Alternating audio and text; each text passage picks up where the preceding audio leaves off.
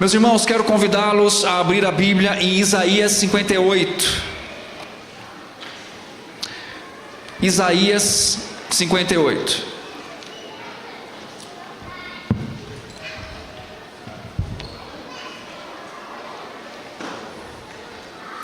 Versos 13 e 14. Isaías 58, versos 13 e 14.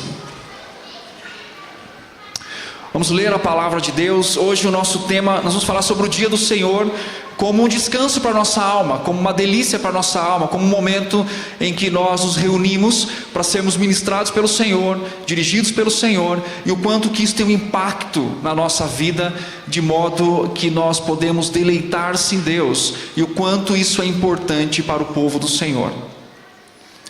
Isaías 58, 13 e 14 diz o seguinte: se desviares o pé de profanar o sábado e de cuidar dos teus próprios interesses no meu santo dia, se chamares ao sábado deleitoso e santo dia do Senhor, digno de honra, e honrares não seguindo os teus caminhos, não pretendendo fazer a tua própria vontade, nem falando palavras vãs, então te deleitarás no Senhor. Eu te farei cavalgar sobre os altos da terra, e te sustentarei com a herança de Jacó teu pai, porque da boca do Senhor o disse. Amém.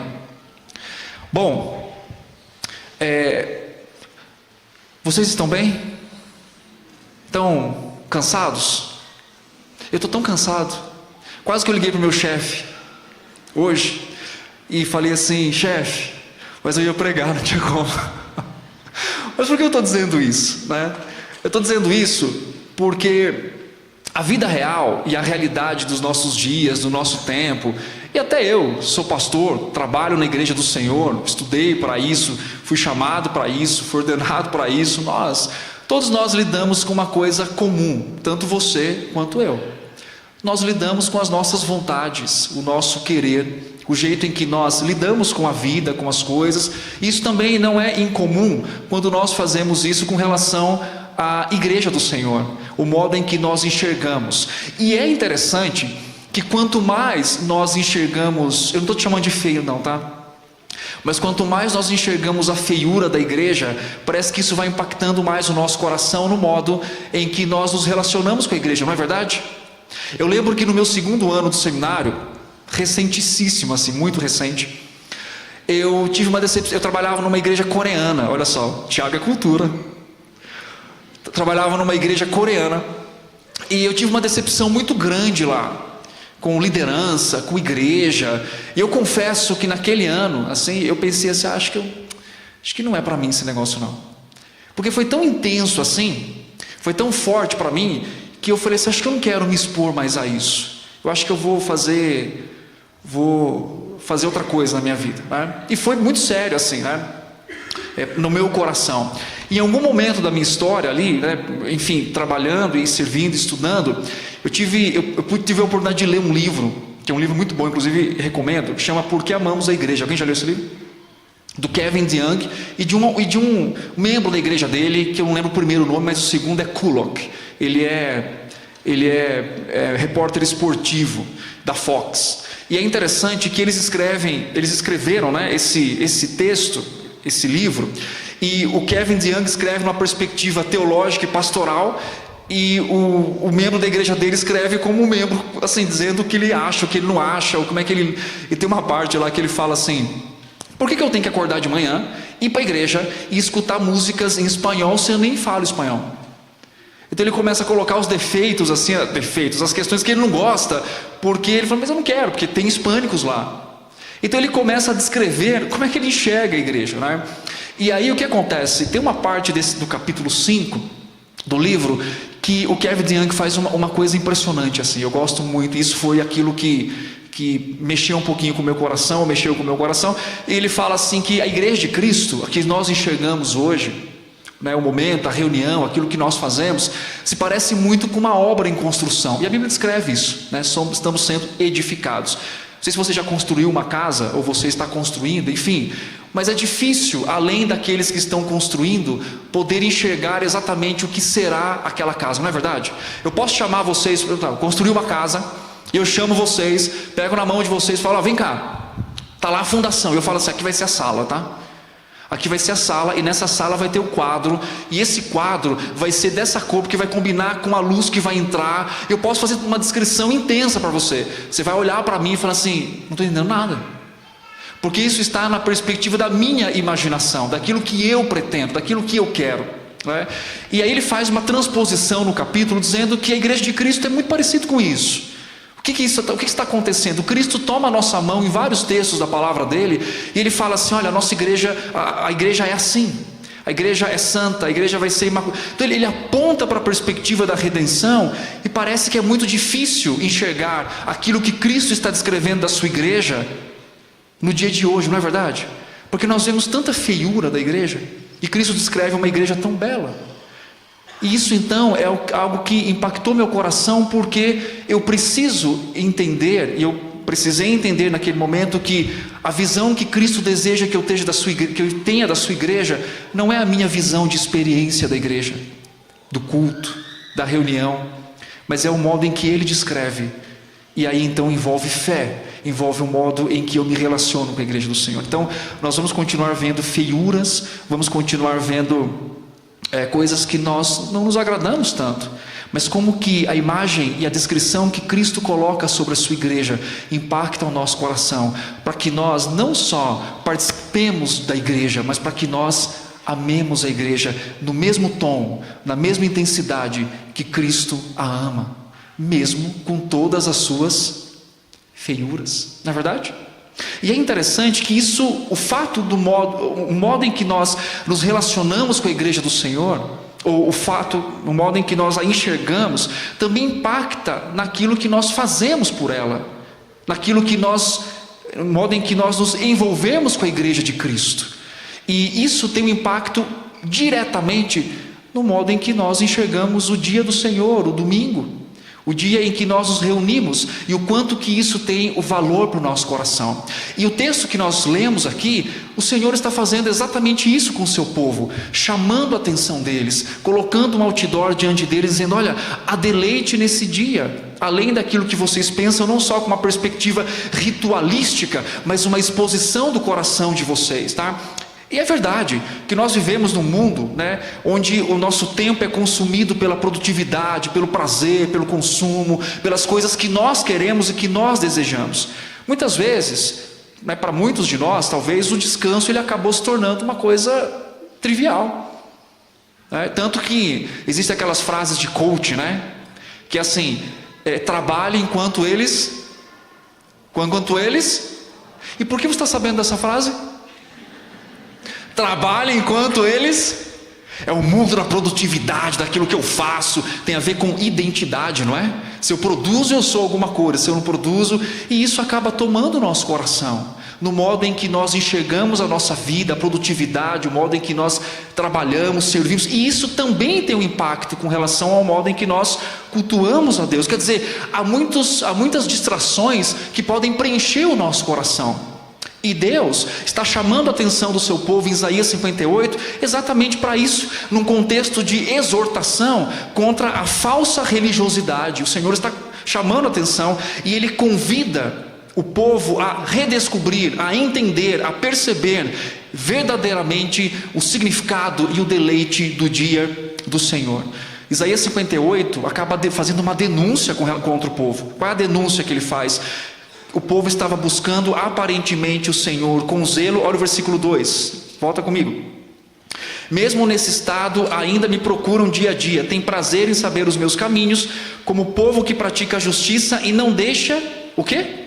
O direito do seu Deus. Perguntam-me pelos direitos de justiça, tem prazer em si chegar a Deus. Então Deus está dizendo assim: olha, há um posicionamento aparentemente zeloso da parte de vocês, mas falta algo no coração, porque não é só a prática externa, mas é a intenção do coração. E esse texto aqui que nós lemos está falando exatamente isso, sobre um culto que transforme o coração e a vida. É isso que o Senhor está dizendo. O Senhor está mostrando, está chamando e conclamando o seu povo a entender que a reunião com Ele, que o estar com Ele, não é só meramente um cumprimento ritualístico de que nós fazemos porque somos crentes, ou porque precisamos fazer, ou porque é uma questão simplesmente moral para nós. Mas o Senhor está dizendo para o seu povo que Ele quer que essa reunião aconteça, que eles estejam engajados nisso, para que possam, na verdade, entender que é um culto que transforme o coração e a vida, que fale aos seus corações, que confrontem os seus corações, e não só no significado de permanência, ou de estar ali, ou de querer saber o direito e justiça, como o texto coloca, mas que aquilo cause um impacto intenso na vida deles. E é isso que nós vamos ver nessa manhã, como que pode ser real, quando nós nos encontramos com o Senhor, deleitamos no dia dele, e também entregamos o nosso coração para o Senhor. João Calvino comenta exatamente o seguinte sobre esse texto: Isaías mostra que o culto exterior, sem o coração renovado, é abominável diante de Deus. O sábado deve ser guardado não apenas na forma, o texto coloca aqui, mas como prazer e reverência interior. Ou seja, é um estado, é a demonstração do nosso coração. E esse texto nos ensina algumas coisas importantes sobre o modo em que nós precisamos reconhecer e deleitar e amar o dia do Senhor, como o próprio Senhor o faz, trazendo benefício para o nosso coração.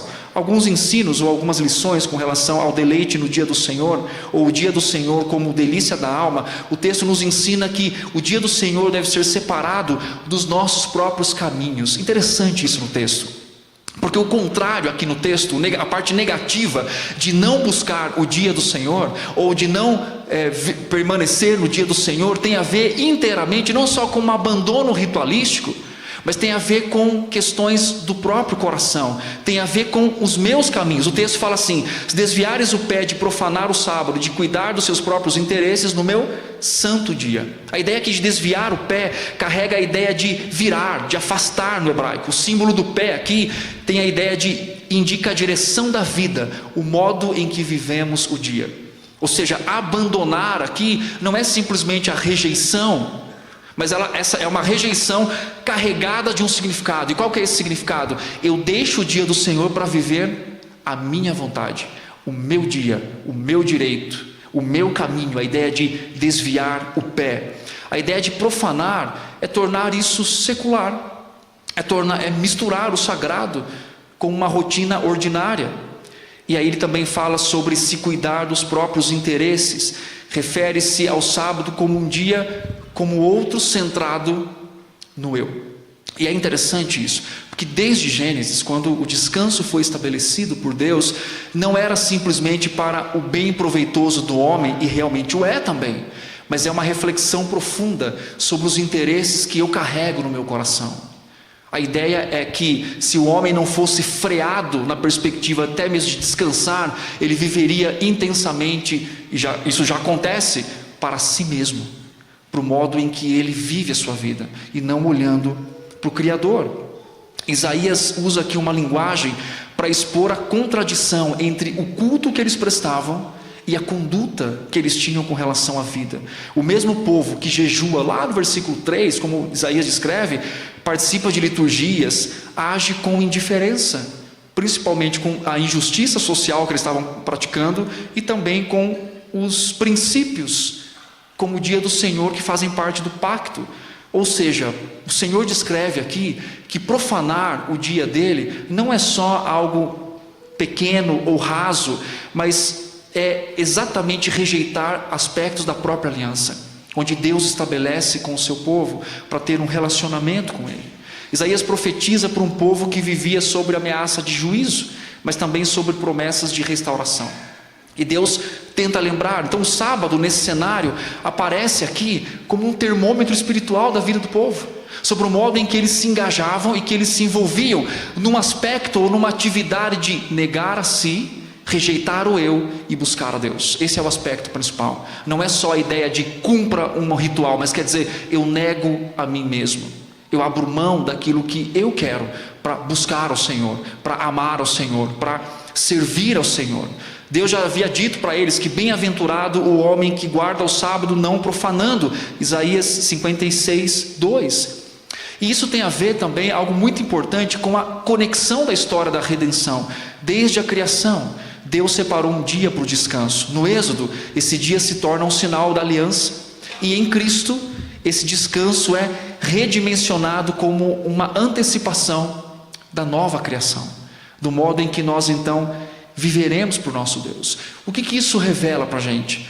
Segundo o texto que nós lemos, profanar, rejeitar o dia do Senhor tem a ver muito mais, não só com um abandono ritualístico, mas uma exposição do coração. Então como é que a gente lida com isso? Tá? A maneira como usamos o domingo revela para quem vivemos. Isso é interessante. Não de uma forma radical, estou dizendo, mas quando tratamos o dia do Senhor, tempo para colocar as tarefas em dia, por exemplo, domingo é o dia que eu coloco as minhas tarefas em dia. Nós estamos dizendo que os nossos caminhos são mais importantes do que os caminhos do Senhor. Quando nós não ensinamos nossos filhos a estarem louvando o nome do Senhor no domingo, quando a reunião do povo de Deus não é tão importante assim, ou então quando nós estamos aqui, mas estamos com o nosso coração distante, porque lembre-se, eles buscavam a Deus, mas como algo simplesmente ritualístico, e não de trabalho, e não de manifestação, de avaliação do seu próprio coração. E eu tenho uma pergunta para fazer para você, que é muito importante, e eu faço para mim também. Em cada domingo que você senta e ouve a palavra de Deus, quão constrangido você sai daqui para mudar algo na sua vida, em que o Senhor identificou. Hoje nós vamos sair daqui, daqui a pouquinho, vamos para o EBD, vamos embora. Mas a pergunta é: quais resoluções firmes você vai tomar no seu coração hoje, à noite, quando você vir, e todos os outros domingos que você esteve aqui, de mudança e de transformação? Ou seja, a perspectiva que você tem desse encontro, dessa reunião chamado pelo próprio Deus, organizado pelo próprio Deus, sobre o modo que Ele quer tratar o seu coração. Não só cumprir um ritual, mas mudar coisas aí dentro. Então nós podemos sair daqui hoje e pensar assim: tá, o que eu gostei, o que eu não gostei do culto? Isso é muito egocêntrico, não é? Não precisamos gostar de tudo, e não é para a gente gostar também, mas a perspectiva é: o que o Senhor falou no meu coração? E quais mudanças Ele requer de mim? Qual conforto eu recebi? Qual consolo eu recebi? Percebe? A maneira que nós enxergamos o dia, o culto, a reunião, tem um impacto com o nosso coração. Por isso que talvez a forma em que nós enxergamos o dia do Senhor nos faz vir aqui domingo após domingo. Mas se eu perguntar para você qual mudança significativa você teve na sua vida nos últimos meses, você não sabe me dizer, porque você cumpriu como um bom cumpridor de rituais, e não a avaliação do seu coração. É isso que o Senhor quer que o povo dele entenda. Não só o cumprimento ritualístico, mas a devoção inteira de quem eles são diante do Senhor. E o Senhor quer fazer isso com a gente. Ele traz aqui exatamente para isso, para falar ao nosso coração. O Edward Welch, ele tem uma frase que ele diz assim: a alma ocupada demais para parar é uma alma que crê que tudo depende dela. O descanso nos expõe. Confiamos mesmo em Deus? E é interessante esse chamado que Deus faz para a gente, em parar a nossa vida e estar com Ele em um dia, para uma pergunta razoável para o nosso coração: em quem nós confiamos? De onde vem verdadeiramente o nosso sustento e a nossa força? Como eu disse antes, as pessoas dizem: enquanto os outros dormem, você trabalha. O Salmo diz: aqueles que dormem e descansam no Senhor têm sua vida sustentada pelo Senhor. De descansar verdadeiramente. Há uma segunda lição nesse texto que é interessante para a gente, sobre a delícia, sobre o descanso do dia do Senhor. É que o dia do Senhor deve ser considerado como um deleite e não um peso, que é o problema que está acontecendo aqui. Se chamares ao sábado deleitoso e santo dia do Senhor, digno de honra. Deleitoso aqui em hebraico significa a ideia de prazer profundo. Ou seja, a conexão que o texto faz entre prazer em Deus e prazer no dia dele é muito intenso. Você quer um significado disso? Você quer um exemplo disso? Veja bem, se eu chegar para você e falar assim: olha, eu quero ter amizade com você. Ou você chegar para mim e dizer assim: eu quero ter amizade com você. Bom, sou casado, vocês conhecem minha esposa, né? Alguém conhece? Conhece, tá bom, então tá bom. E aí você chega para mim e fala assim: eu quero te convidar para almoçar lá em casa. Eu vou, com certeza, inclusive hoje. Aí, só que você vai me dizer assim: você pode ir, mas é o seguinte, eu não gosto muito da sua esposa. Então você pode só ir você? Que você acharia disso? Se alguém dissesse isso para você, você sendo casado, ou você sendo pai, alguém chega para você e fala assim: vai lá, mas não leva o seu filho, não, porque eu não gosto muito dele. Como é que você se sentiria com relação a isso? Olha só que interessante, quando Paulo, eles perseguem a igreja de Cristo, quando Cristo tem um encontro com Saulo ainda, o que Cristo fala para ele? Saulo, Saulo. Mas quem Saulo estava perseguindo? A igreja de Cristo. Ou seja, não amar a igreja é sinônimo de não amar a Cristo. Essa é a realidade. E o que o Senhor está dizendo aqui no texto dele? Não amar o dia do Senhor, não se deleitar no dia do Senhor, é uma conexão direta em não amar o próprio Deus, e não deleitar-se no próprio Deus. Por isso que ele fala, então o texto vai costurando uma conexão, até chegar no fato de que deleitar no dia do Senhor é deleitar-se no próprio Deus. Ou seja, não tem como desconectar essa realidade. Não tem como dizer assim: eu amo o Senhor e não gosto muito da igreja dele. Não tem como. Não é possível biblicamente fazer isso. Assim como não é possível você dizer para mim: eu gosto de você e não gosto da sua esposa. Bem, dificilmente você vai ter um relacionamento comigo. Por quê? Porque você não gosta da minha esposa. Você não gosta de quem eu amo. Entende? Aqui a conexão. E o texto faz exatamente isso. Santo dia do Senhor, a ideia de separado, digno de honra, tem a ver com preparar-se para algo honroso. Não só o preparo externo, mas o preparo interno. É isso que o Senhor está dizendo para o povo dele. O dia de honra, tá? Cristo, ao ressuscitar no primeiro dia da semana, inaugura o dia do Senhor. Apocalipse 1:10. E a igreja então passa a reunir-se nesse dia. E o princípio permanece, um dia em 7 separado para Deus. O que isso significa? O modo em que nós demonstramos o nosso amor a Cristo. É o modo em que nós cultivamos a realidade. Os israelitas estavam buscando seus próprios prazeres, como o texto diz. Mas no sábado deveria ser um tempo de deleite em quem?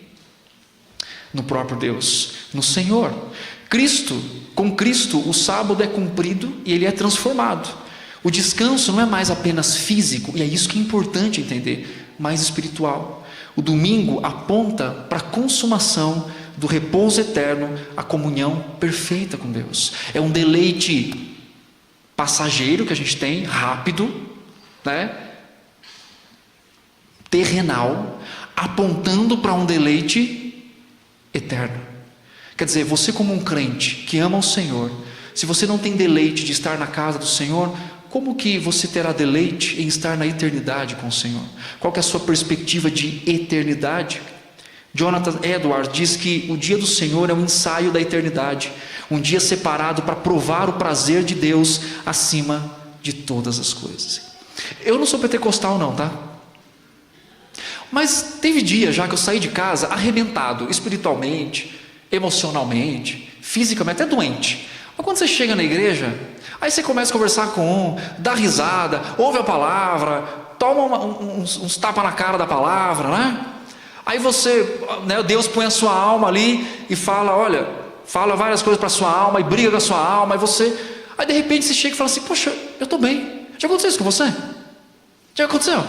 Eu não sou pentecostal não, mas eu acredito no mês de graça, que é o que o Senhor diz na sua palavra. Sabe, eu estava cansado, já não estou mais, estou agitado agora. É sério. É sério. Por quê? Porque falar do Senhor, conversar sobre o Senhor, ouvir a mensagem do Senhor, se alegrar-se com os milagres que o Senhor faz, orar, ouvir, isso alegra o nosso coração. Quantas vezes eu estive na igreja querendo estar na minha casa? Não conta para o meu chefe. Mas, ao estar aqui, depois eu pensei assim: é o melhor lugar para se estar. É o melhor lugar para estar. Por quê? Porque eu estou com os meus irmãos em Cristo. Eu estou vendo Cristo neles, estão vendo Cristo em mim, eu estou ouvindo a palavra de Deus. Quer dizer, é deleitoso isso. E aí isso lembra a gente, sabe do quê? De que esse deleite continuará intensamente, infinitamente mais na eternidade, quando nós estivermos diante do nosso Deus. Que gostoso isso, poder experimentar um vislumbre daquilo que o Senhor tem para o nosso coração. Última lição sobre esse texto, deleite no dia do Senhor, é que o dia do Senhor conduz a uma perspectiva escatológica. Olha só que interessante: então te deleitarás no Senhor, eu te farei cavalgar sobre os altos da terra e te sustentarei com a herança de Jacó. A ideia aqui é de cavalgar sobre os altos Isaías quer mostrar sobre o domínio, a segurança, a bênção da terra prometida. Herança de Jacó traz a ideia da aliança que o Senhor fez com o seu povo, né? Esse texto tem uma conexão com... Podemos fazer uma conexão com Hebreus capítulo 4, que fala sobre que resta um repouso para o povo de Deus. Hebreus 4, 9. Esse descanso não é apenas físico, mas é um descanso escatológico. O domingo é um sinal visível do descanso futuro. É uma janela semanal da nova criação.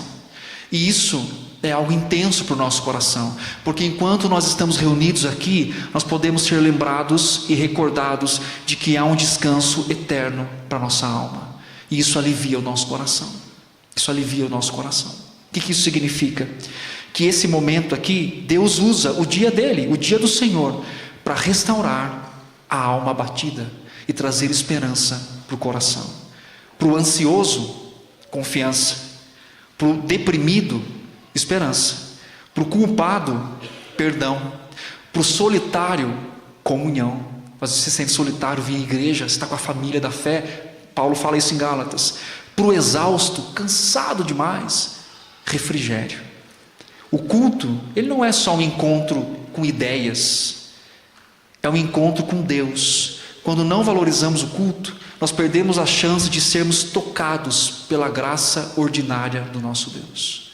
Então hoje, para mim e para você, estarmos aqui é um lugar de descanso, é um lugar de refrigério, é um lugar onde a nossa alma é alimentada, o nosso coração é transformado, o nosso vislumbre da vida é ampliado, e nós podemos enxergar e ter certeza que o nosso Deus preparou um descanso para nós, maior do que podemos viver hoje. Louvado seja o nome do Senhor. Nós vamos descansar, amém? Vamos descansar. Um dia, todo o trabalho que você tem para acordar cedo, para vir para a igreja, porque criança também sabe disso, um dia vai acabar, e nós estaremos então no descanso eterno. Então venha cultuar ao Senhor, venha cultuar, não como um ato ritualístico, mas como uma expressão do seu amor a Deus. Não tem como amar ao Senhor e não amar, estar na igreja dele, não tem como, não existe essa possibilidade. Então muito importante, veja isso. Para a gente concluir, Isaías não nos chama ao ritual, mas nos chama a uma alegria santificada. Deus quer santificar a sua alegria nele, para que você se deleite. Não se trata de um formalismo nós estarmos aqui, mas de um reencontro com a delícia de Deus, com o dia dele. E não só com o dia dele, mas com o Senhor desse dia, que é o nosso Deus. O verdadeiro descanso do domingo, sabe quem é? É Cristo, onde ele alimenta a nossa alma, onde ele conduz o seu povo. Então estar aqui não é só estar aqui. Estar aqui é poder experimentar tudo que o Senhor tem preparado para nós, com uma pitada de uma lembrança e de uma recordação de que dias melhores virão. Não porque talvez as coisas melhorem tanto, mas porque o Senhor tem preparado para nós a eternidade ao lado dele para todo sempre. Que Deus continue abençoando e guardando o nosso coração.